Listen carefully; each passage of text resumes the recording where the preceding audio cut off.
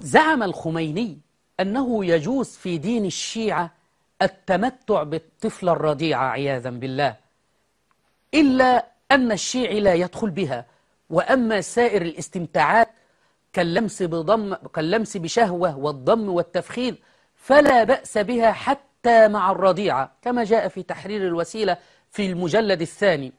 حتى خرج علينا فتى بريطانيا المدلل ياسر الحبيب وأقر بذلك الكلام وقال نعم يجوز التمتع بالرضيعة، وافترى وقال أن أهل السنة والجماعة يفتون بذلك عياذا بالله. فالمشاهد قائمة على الإباحة حينئذ.